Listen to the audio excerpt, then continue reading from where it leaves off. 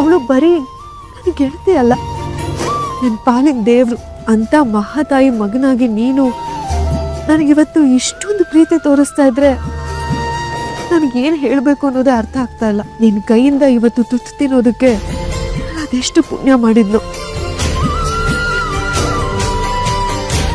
ಚಿಕ್ಕಮ್ಮ, ಕಣ್ಣೀರು ಹಾಕಬೇಡ.